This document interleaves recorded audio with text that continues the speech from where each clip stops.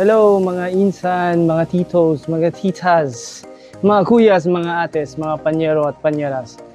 It is again me here, Kuya Kicks or Sir Kicks. So for today, we will do another unboxing special, so special. Hindi naman siya masyadong special. I would not say that's special, but by the end, maybe, of one of the unboxing. Actually, marami ako i-unbox today. Most of which, nabili ko sa online again. I'll be reviewing them. Yung iba, very essential, especially if you have more of ano kasi siya. Recently, I actually medyo sinwerte tayo at karoon tayo ng bagong sasakyan. It's been years naman when we had one of our current na sasakyan, over 10 years. And napag-isipan namin na since about time na we can acquire a new one, we did. And syempre, ano ba mga madalas gawin pagka nakakabili ka ng bagong sasakyan? Some of the basics, hindi naman siya masyadong extravagant na accessories, but like mga mats, mga neck support, cushion, mga side door protector, yung mga ganyan. So, may mga binili akong mga ilang accessories, mura lang naman siya. Pero, I kind of felt that it would be nice to unbox them just to also check para makita din iba sa inyo yung mga ibang items na to, maganda ba siyang bilhin, pwede nyo bang bilhin. Hindi lang siya bagay sa mga bagong sasakyan, even sa mga medyo may edad na sasakyan. If you want to give your car or your SUV or your vehicle a fresh new look, para ang sasakyan, I believe kasi na ang sasakyan parang tao din yan. Minsan they also need to be pampered, and syempre iba dinadala pa nga natin sa casa, talagang naalagaan, because syempre araw-araw tayo siniservisyohan yun, so kailangan inaalagaan natin.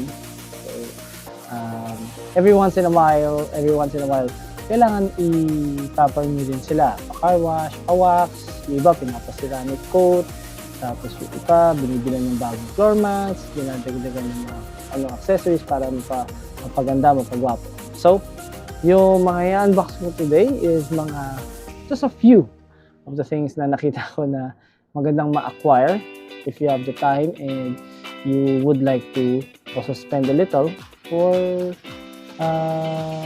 your vehicle. Okay? So, sit back, relax, and join me in unboxing or unpacking some of the things that I purchased. And later, meron din akong i-unbox na surprise na hindi siya related sa sasakyan. But it will also give you an idea of siguro isa sa mga hobbies ko mula ng pagkabata na nagagawa ko na siya ngayon na matanda na ako.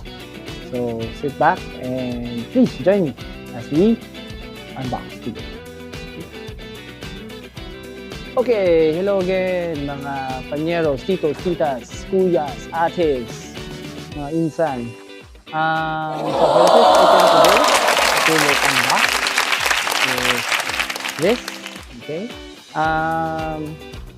I took the liberty of not looking at what item I'm looking at, opening, so that parang kahit paano pareho tayo ma-surprise din. Okay. So I actually have 1, 2, 3, 4, 5 items that I would like to unbox today.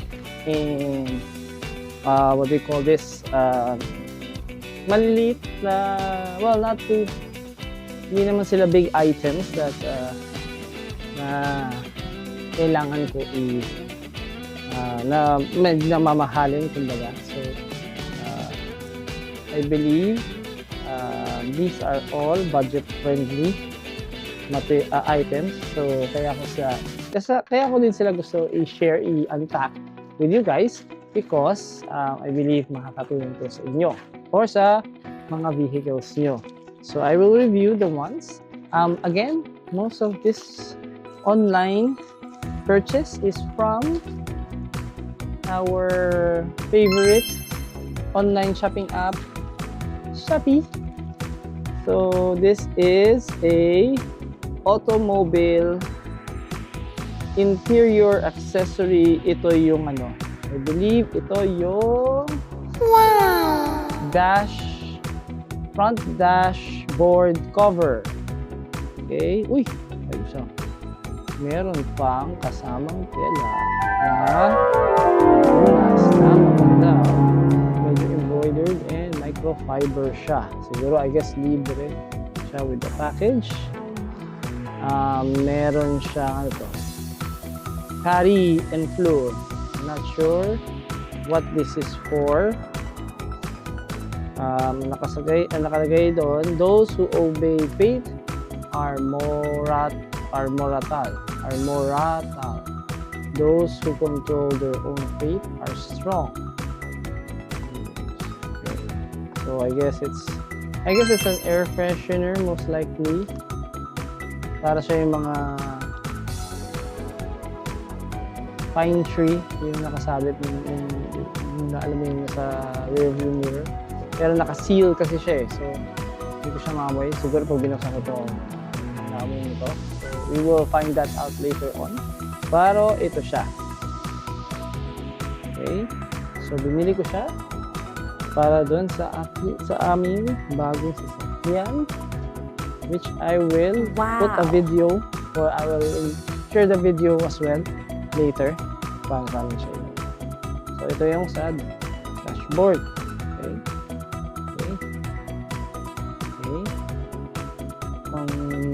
Siguro ganyan siya.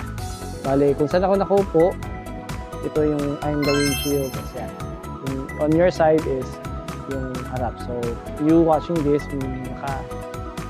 front facing na yung ang ganda siya, good quality. Medyo rubberized yung ilalim because of course, kailangan kumapit siya sa dashboard. Magandang black polyester carpeted na red trim. Yung red trim medyo suede, velvety ang dating. Kaya medyo maganda yung pagkagawa. Maganda yung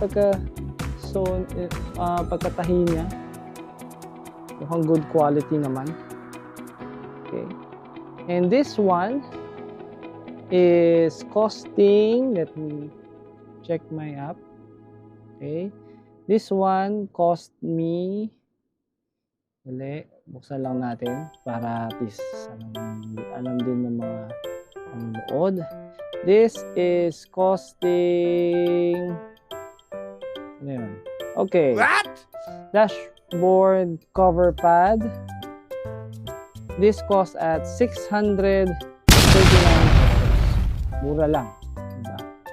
Mura lang talaga siya. Alam ko, meron pang mga mas mura dito. Pero with the convenience of, ordering it online, being at home, just waiting for it to arrive and to be delivered to you, okay, medyo sulit na rin. Okay? Alam ko, meron mga ganito na mas mura sa mga stores like Blade, Concord, or yung mga auto shop. Minsan sa Ace Hardware, meron din. Kasi diba meron silang automotive area na pwede kang bumili. Very generic. Sometimes you can also buy it from other motor shops na specialized pero medyo mas mahal. Pero yeah, kung tutusin naman, the accessory itself does not add anything to the performance of the car but more of the aesthetics of it. Pero ideally, I hope it serves its purpose, yung poprotektahan niya yung dashboard. Siyempre, when you're driving your car, pupunta ka sa mall or any place that you're gonna go to, very unpredictable when it comes to the parking space. So, hindi mo alam kung makakapag-park ka ba sa lilim o yung pagpaparkingan mo is walang kalilim-lim, so nasa ilalim ka ng araw. And when you go back to your car, syempre mainit na sa loob. That's actually one of the most important things na naiisip ng mga tao. Naku, babalik ako sa kotse, nakabilit sa araw, mainit. Pero underneath it all, syempre, some of the things that might get that are deteriorating is, of course, especially if you have leather seats or leather covering on your car. So yung leather covering sa steering wheel, sa dashboard, if you have leather seats, yung sa center console mo. So syempre, pag naiinitan yan, ang leather medyo they are subject to wear and tear. So yung mga ganyan, yung mga covers that you can acquire to protect, at least to preserve the quality of your of the materials used sa loob ng sasakyan natin, protektahan. Okay, so that's one. So that's actually I would say that's one of the yung tsura niya mukha siyang goodbye. Okay, onwards to our second item. Okay, second item that I have is okay, alam ko to. Siyempre, alam ko to, ako bumili. Pero yeah, this is also hindi pala siya connected sa hindi siya connected sa sasakyan. This is one of my purchase na medyo luma na, ngayon lang dumating. Pero this is something that to our sino ba? Yung mga kasamahan ko na mahilig pa rin maglaro. So kung ano man ang sports nyo or any activity, this is actually one thing that you could purchase, that you should purchase. It is so tingnan ko rin yung tama na yun kasi gusto ko siya ma-pronounce ng tama. It is a double layer breathable sweat absorbent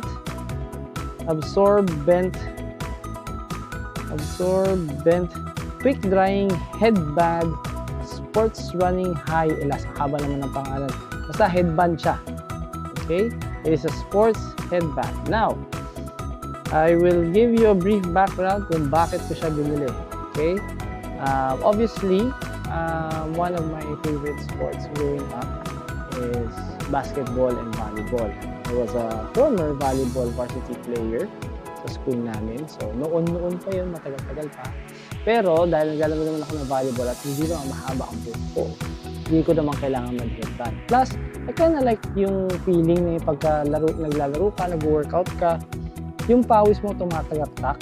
Sarap ng feeling yun, kaya parang, alam mo yung feel ko na talagang nag-exert ako ng effort kasi grabe yung pawis ko.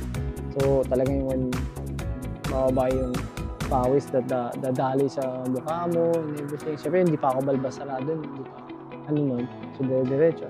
Sarap lang ng feeling. Pero, growing up, nung mga bandang college na ako, papahaba na ako ng buhok, especially nung after ko na mag-aral, mahaba yung buhok ko. And every time naglalaro ako, whether basketball or volleyball, so yung bangs ko bumabaksak, and yung buhok ko pa kalat-kalat kasi nga tumatakbo. And syempre medyo naging conscious na rin ako noon. So pag pinipimples and everything, matanda na ako, pinipimples pa rin. Yung dermatologist ko sabi niya, kasi nga dapat yung buhok di masyado tumatama sa mukha. So gusto ko ng headband. Ever since then, every time naglalaro ako, whenever I had the chance, may headband ako. So ngayon, itong headband na to, okay, dyan siya. Okay, dyan lang siya para siguradong ganun. Pero dahil meron akong papangalanan ko na lang siya, si Tito Mikey Reyes. Yan, follow ko yan. Get the chance, follow nyo siya. Maganda yung mga content niya. Plus the fact, he is a former UP Fighting Maroon and a junior na sa Green Archers. Yan, magaling yung tao na yan. Idol ko yan. Gumagawa siya ng mga basketball vlog niya, yung mga Tito Gaming niya. Headband siya. So nung nakita ko to, told you ako agad. Idol ko eh. Diba? Tapos yung mic niya nandun sa headband. Ganyan. Ganyan yung headband niya. Sorry. Okay. Ano ba to? Ganyan ba? Ganyan. Ganyan siya. Ayan, pag parang di ko naman siya nararamdaman na nandyan. Yun nga lang, baka mamaya, after a while, nararamdaman mo na mararamdaman mo na mararamdaman mo or magkakaroon ng marka dyan. So, maybe pwede may lapit siya malapit sa hairline. Pero yeah, ganda ganda niya. So, ang sarap ng feel na nakaganyan, diba? Total Tito Gaming naman na tayo, hindi naman na tayo sobra expert. So, ano yun? Hindi naman na tayo yung nakikipagbangganan todo. So, alam mo yung tamang papawis lang. Tama yung sinasabi ni Tito Mikey. If you can't perform, Japon. So, yan. So, ngayon, ginajaporman ko. Diba? So, at least no more sweat that goes to your face. Diba? Tapos naka-angle pa yung buhok mo. Diba? Pagka nagka-camera ka, kita yung full feds mo. So, yeah. So, this one, yeah, I bought 3. I bought them for 473 pesos package. So, I guess yun ang gano'n niya, supplier. Ang nagano, bumili ako ng 3 yung kulay. So, some gray, white, and black. Ayan, para bagay, depende kung anong suot mo. Bagay siya kahit anong suot mo. Kahit anong kulay na suot mo. Okay? So, yeah. Yan ang ano niya. Yan ang yan ang ating second item. So, dahil maganda yung material niya, stretch material, breathable talaga. Diba? Maganda talaga. Maganda talaga. Okay, magandang quality. Yun nga lang, hindi ko alam kung nakakagaling din siya ng laro. bukas maglalaro ko, tatry ko kung mapapaganda ang laro ko. Bibalitaan ko kayo. Okay, onwards to our third item.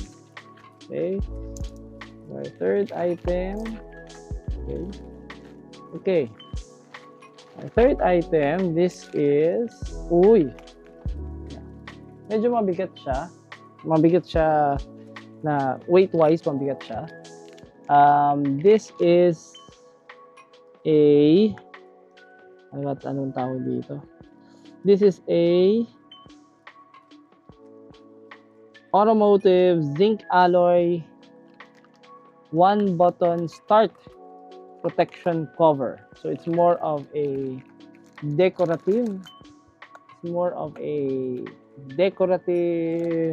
accent for your car. Pero this is only para sa mga kotse na push button. Okay? When you say push button, yung mga tipong on, yung start, yung mga on and off yung laruan. Yung mga start engine mechanism na hindi na disusi. Uso na kasi ngayon ang hindi na disusi, puro push to start na car and push to stop as well. Okay, so it's a cover, so medyo mabigat siya. Talagang hindi ting ting ting, hindi ganun natunog pero matigas. Tapos chrome, black chromed. Maganda ito mo. Shiny, very shiny. Very shiny. Kitang-kita yung reflection ng blue. Ganda. And yan. So, parang nakaganon siya sa button. Open. Push to start. Then close. Okay. Sama niya yung sticker with the car. So, yan. Siya, didikit mo lang siya. Mukha naman sukat siya dun sa aking start button. So I will install this and then I will include the video as well. Okay, so this is the third item. So the first item is the dashboard front dash board cover. Okay, second is the breathable headband, sports headband. Okay, third is the push to start button cover. Okay, now we go to our fourth item from the board. Okay, ito. Now itong item na to, sometimes you can buy 4, sometimes more, depende sa sakyan na gagamitin or yung paglalagyan. But this one, okay, this one is called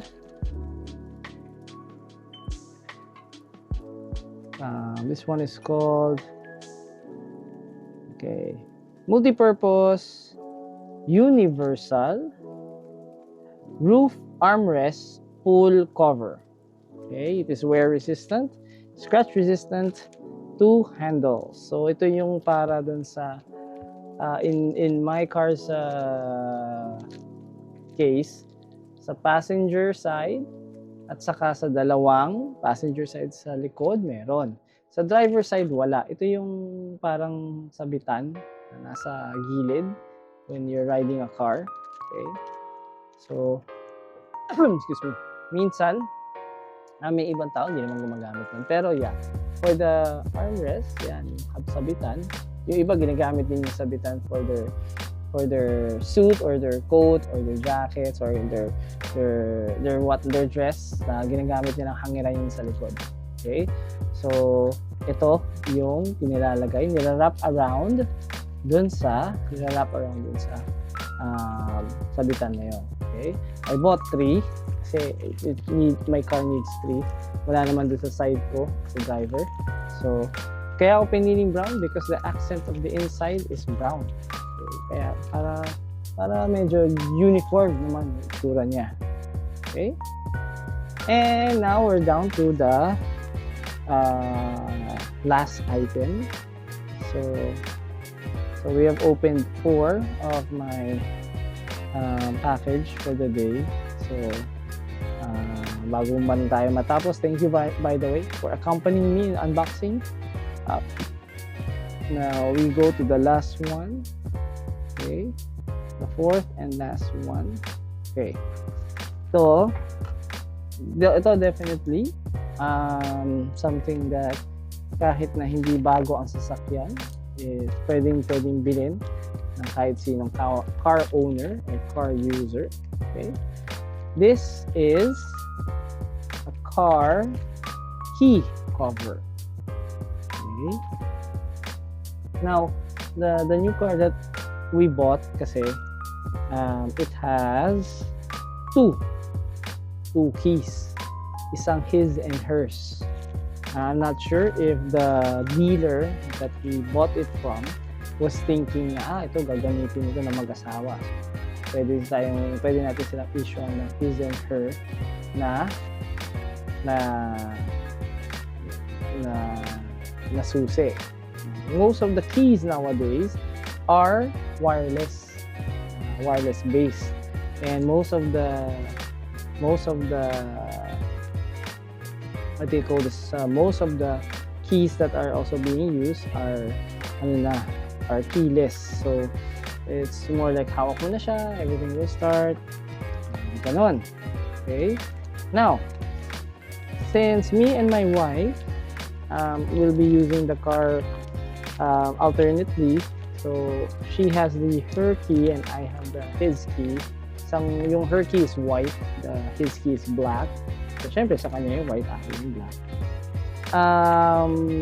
Parang cellphone to protect the integrity and the smoothness and the shininess of the key.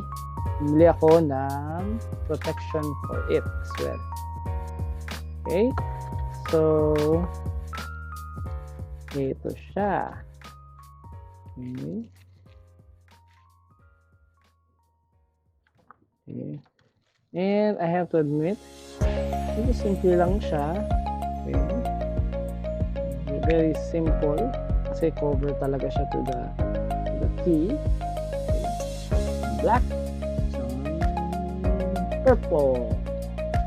I was looking for green actually. Ang favorite color ko talaga green. Ang favorite color ng wife was purple. So this is the closest that I can. Second thing that I like. You can never go wrong with black. So yeah. And of course, yung keychains nila. Ito yung keychains for my wife. Ito yung keychain ko. Black. Okay. So yun yung mga binili ko from Shopee. Now, onwards to, thank you very much by the way for accompanying me in unboxing them. So, to review that, I will post another video reviewing most of the items that I open, especially once na nagamit ko na sila, para mas may credibility naman at mas may sense naman pagka review ko or yung video once I've already reviewed the item itself. But I believe most of the things that I bought naman, lahat naman sila good quality. Nalalaman ko lang na may mga special out of them pagka nagamit ko na. So, watch out for the next video about that. Most likely it's just a short video, but I will end this unboxing part for Shopee items. I would like to start another video that will be unboxing one of my special hobbies. Okay, so I will explain in the next video, but for now, thank you very much for joining me. So if you like the contents and my reviews, please like and subscribe, and hopefully if you have any comments, concerns, feel free to message me. I would like to hear your thoughts. So kasi gusto ko syempre din mag-improve, and I welcome a lot of I welcome any of your feedbacks. Okay. Thank you very much again, mga titos, titas, panyeros, kuyas, ates, mga insan. Maraming salamat, and God bless you all.